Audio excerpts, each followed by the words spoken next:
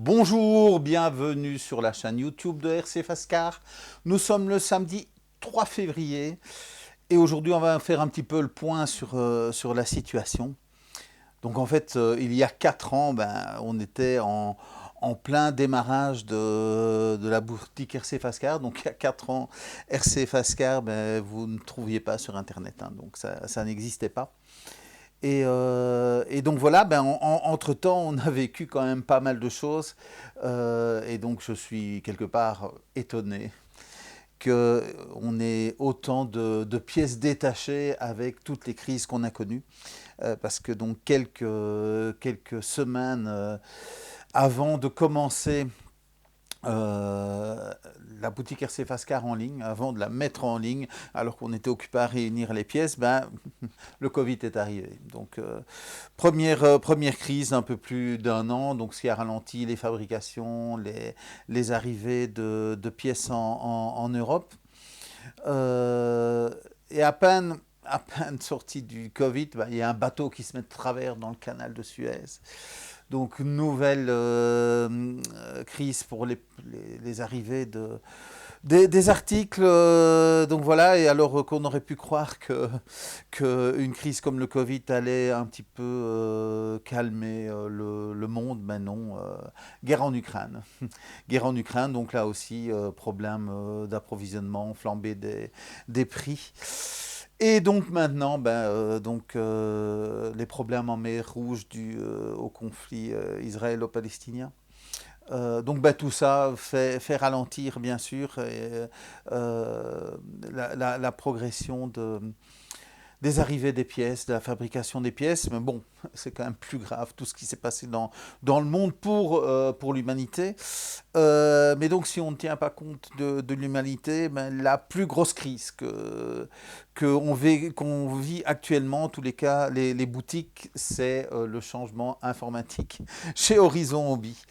Et donc ça a fortement impacté les boutiques, la possibilité de parler des nouveautés en ligne. Mais ça a quand même eu un impact relativement faible sur la disponibilité des pièces Arma. Parce que donc j'ai fait un maximum pour en avoir avant, de connaître les crises successives. Donc le but est vraiment d'avoir des pièces. Ici, depuis quelques semaines, je recommande des commandes qui sont toujours en attente parce qu'a priori, il y a des choses qui sont rentrées de stock mais qui n'arrivent pas. Donc ça touche surtout les commandes que j'ai fait au mois de juin, juillet et août. Et donc voilà, donc j'ai pu réduire les pièces qui manquent à 73, donc 73 pièces manquantes. Bon, il y a bien sûr les pièces qui ont été commandées cette semaine. Il y a beaucoup de carrosseries, hein, donc je pense qu'il y a 12 carrosseries. Il y a beaucoup de nouvelles pièces, donc il y a quelques pièces qui touchent nos véhicules et qui nous empêchent de rouler. Donc je pense à notre ami Tonton Lafette, donc Philippe, qui attend un cerveau pour son gorgon. Ah non, pardon, pas un cerveau, mais un cerveau pour son gorgon. Donc voilà, c'est une pièce qui n'est pas disponible actuellement. Et comme le véhicule était assez récent, oui, le temps d'avoir des pièces qui cassent, de savoir combien il en faut. Donc voilà. Mais ça va arriver, hein, bien sûr, tout ça. Va arriver, donc je fais en sorte. Donc j'ai recommandé des pièces que j'avais déjà en commande, et donc les nouvelles commandes rentrent, les anciennes non. Donc voilà. Mais tout ça a l'air de vraiment se stabiliser. Je ne sais pas si leur changement d'informatique, hein, parce qu'il n'y a pas que dans le modélisme, il n'y a pas que Horizon Hobby qui change de système. Je connais d'autres activités où ils sont passés aussi sur SAP. Je ne sais pas s'ils sont passés sur SAP chez Horizon, mais donc voilà, donc c'est quand même la grande mode. Est-ce que ça va donner une plus-value à Horizon Hobby dans quelques mois, dans quelques années, d'être passé sur SAP, de pouvoir faire vraiment une gestion globale, tant au niveau de la vente que du suivi de comptabilité, que du suivi de fabrication? Je n'en sais rien. Euh, mais donc voilà, donc ça se stabilise.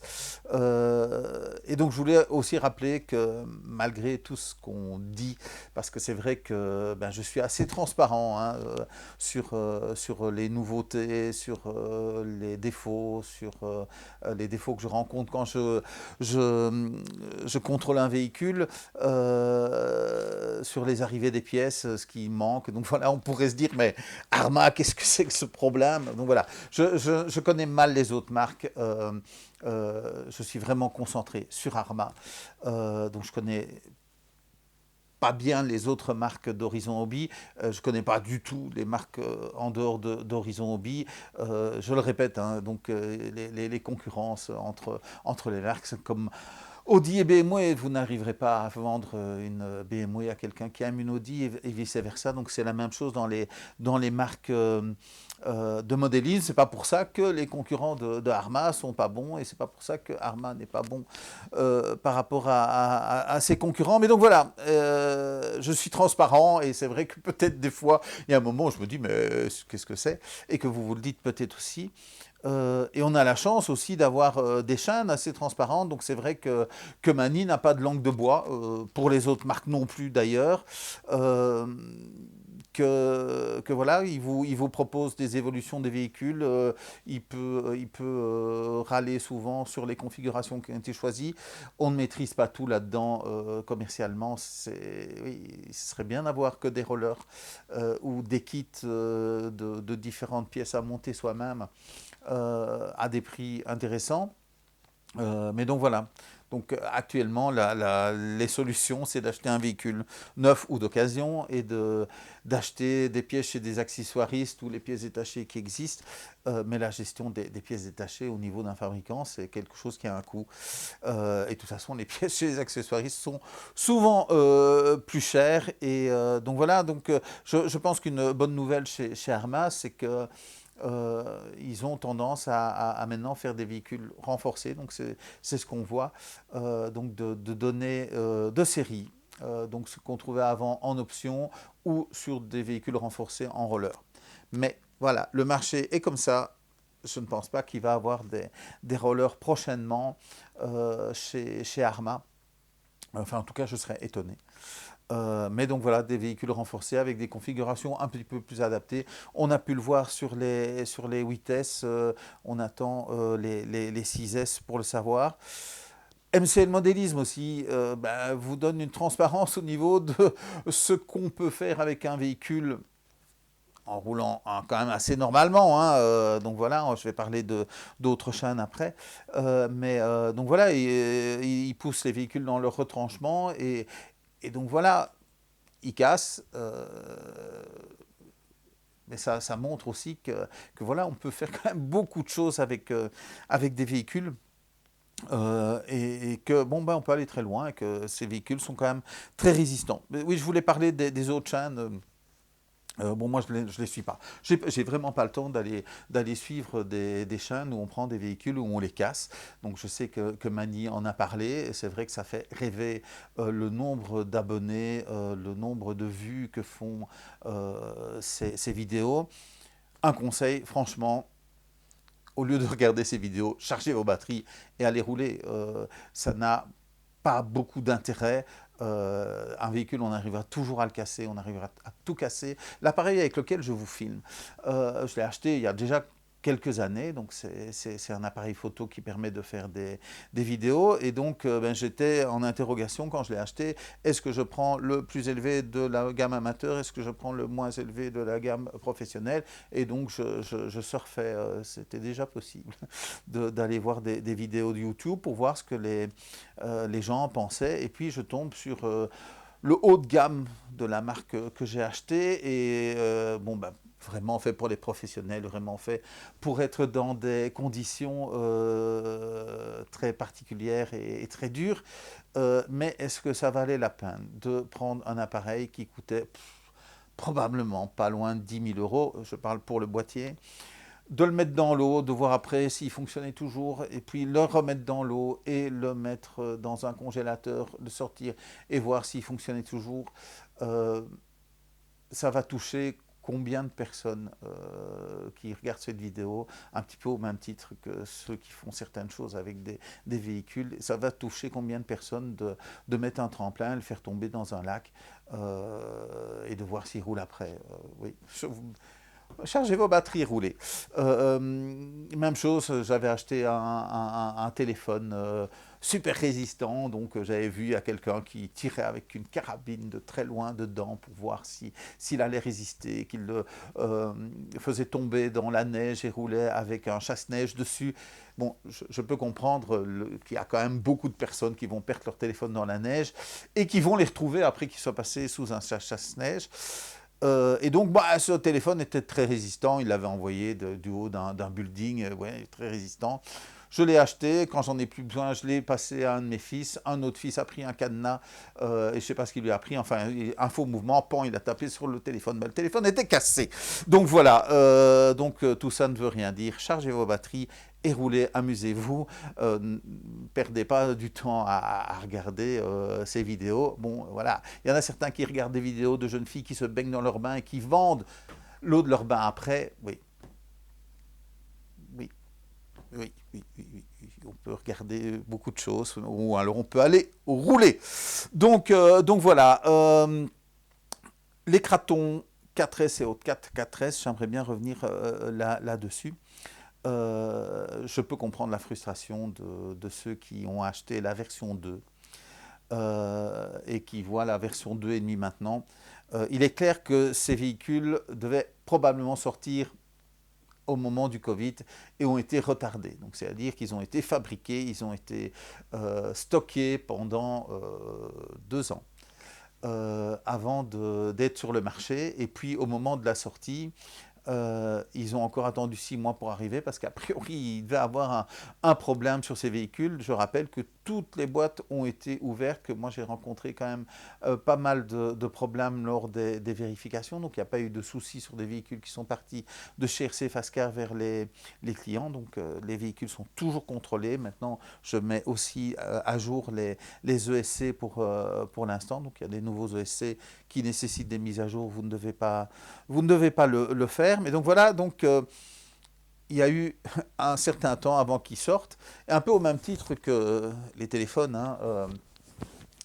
Quand vous achetez actuellement une version, je ne sais pas, on est à la 15, ils travaillent peut-être déjà sur la 17, parce qu'il y a un temps entre le moment où on conçoit quelque chose et où on le fabrique et où on le met sur le marché. Donc c'est certain que quand ils ont sorti de fabrication les cratons et autres 4S et qu'ils les ont retardés de 2 ans, probablement que le Mojave était déjà en conception avec son différentiel central, parce que le marché faisait que la diminution des coûts, on pouvait se permettre d'avoir un troisième différentiel. Mais donc voilà, ils ne savent pas le sortir à ce moment-là parce qu'il y a plein de certifications à faire, il y a plein de tests à faire, des tests de production, des choix de fabricants, parce que donc les marques sont pas toujours, ne fabriquent pas tout. Donc je l'ai dit l'autre fois pour Spectrum. Donc ils ne fabriquent pas tout, donc il faut choisir la société qui va fabriquer, qui va importer. Et entre-temps, oui, il peut y avoir des crises qui se passent et il faut changer. Donc ça m'étonnerait que quand on râle pour un truc qui ne fonctionne pas sur un véhicule, même un an après, que ça ait changé parce qu'on a râlé à ce moment-là, ça a probablement changé parce que on évolue, parce que les techniques évoluent, parce qu'il y a des conceptions. Mais voilà, je ne pense pas qu'il n'y a que 6 mois entre le moment où on dit on ferait bien un nouveau véhicule et le moment où il va sortir. Donc c'est certain que tous les véhicules Arma qui sortent maintenant, d'autant plus que tout change. Donc c'est pas seulement on a pensé à un véhicule, mais tout change, donc ça ne se fait pas en 3 jours. Donc voilà. Donc désolé si je peux me permettre et si je dois me permettre d'être désolé pour ceux qui ont acheté une ancienne version et qui a une nouvelle version. Voilà, dites-vous que quoi que vous achetiez, oui, probablement que les sociétés qui font bien les choses sont déjà 2 ou 3 versions plus loin. Les nouveaux véhicules arrivent. et je ne sais pas pourquoi ils mettent autant de temps. Je vais recevoir début de semaine des Mojave. Tous ceux qui avaient réservé donc des Mojave 4S, tous ceux qui avaient réservé des Mojave 4S ont été prévenus et il va pas m'en rester beaucoup. Il va me rester 2 blancs. J'ai déjà recommandé des bleus. Donc voilà, mais donc ils sont apparus il y a à peu près un mois sur le site Horizon Hobby Europe. Et puis après, ils disparaissent pratiquement tout de suite. Donc c'est sans doute transition entre l'ancien et le nouveau système. Est-ce que le site est déjà géré par le nouveau système ou pas? Donc ils apparaissent d'abord sur le site comme s'ils étaient en vente pour le particulier. Et puis quelques heures après, ils disparaissent. Donc c'est arrivé aussi pour le Kraton 6S EXB RTR et le Bicroc blanc. Donc c'est arrivé il y a 15 jours. Donc il faut s'attendre, j'espère, que dans 15 jours, ils seront disponibles en boutique. Donc hier, c'est toujours en surfant, hein, parce que ben oui, j'essaye de trouver des informations, j'en ai vraiment très très peu pour vraiment vous tenir au courant de ce qui se passe chez Arma. Donc hier sont apparus à la vente sur le site Horizon Hobby Europe les Grom bleu, blanc, rouge qu'on n'a jamais eu jusqu'à présent et les rouges, pas de vert. Ou alors je suis tombé au mauvais moment parce qu'aujourd'hui c'est déjà plus marqué comme disponible. Hein. Donc voilà, ça apparaît sur le site et puis probablement que c'est remis en réservation pour les boutiques dans l'ordre où on les a commandés. Donc ben, j'espère que dans un mois, je vais pouvoir contacter les personnes qui avaient réservé des Grom et vous tenir informé de ceux qui seront encore disponibles. Donc la même chose avec le kit des Gorgons, donc la version Gunmetal. Donc j'en ai reçu un. Et c'est pas le dernier que j'ai commandé, donc c'est vraiment donc probablement les premiers que j'ai commandés ont un petit peu du mal à arriver. Donc voilà. Mais tout ça a l'air de se stabiliser. Et j'ai aussi vu en surfant qu'il y a un véhicule 6S qui va avoir une nouvelle version. Je ne vais pas vous dire lequel, parce qu'à mon avis, tout ça va très vite s'enchaîner et je ne sais pas dans quel ordre ça va arriver, donc ça n'a pas d'intérêt de vous la donner. Donc c'est une information moyennement officielle, hein, donc c'est pas pris sur n'importe quel site. Mais donc voilà, il y a une nouvelle version d'un 6S. Donc j'ai bien fait de ne pas en recommander parce que je pense qu'il va y avoir du changement là-dedans. Donc on parle d'une nouvelle version. Oui, c'est vrai que j'ai vu une vidéo en anglais où il parle du V2,5. Est-ce qu'il regarde mes vidéos? Je ne sais pas, c'était assez marrant, parce qu'en tous les cas, ben oui, je n'ai pas été chercher ailleurs, hein, 2,5, c'est moi qui l'ai dit, donc oui, il y a certaines chaînes anglophones qui parlent de la 2,5 maintenant pour les 4S, et donc là, on parle bien d'une nouvelle version, donc voilà, je n'en sais pas plus, je ne sais pas vous en dire plus, il y a une référence du véhicule avec un V avec un numéro supérieur, mais pas d'image, pas d'information, donc voilà. Donc ben, j'espère que cette vidéo aura été intéressante pour vous, que vous l'aurez regardée jusqu'au bout, que si vous l'aimez, vous aurez mis un pouce dessus et que ceux qui ne sont pas encore abonnés s'abonneront. N'oubliez pas aussi que je diffuse certaines informations par Facebook, donc abonnez-vous à la page Facebook du magasin. Évaluez-nous sur Google, donc tous les liens sont en dessous avec les liens des chaînes partenaires. Donc voilà, on est le début du week-end. Il fait pas super beau, mais il fait pas dégueulasse non plus. En tous les cas, ici en Belgique, à Namur. Donc je vous conseille, si vous n'avez rien de plus intéressant que de regarder des chaînes YouTube qui forcent pour avoir des abonnés, chargez vos batteries et allez rouler. Je vous souhaite un très bon week-end et je vous dis salut, salut!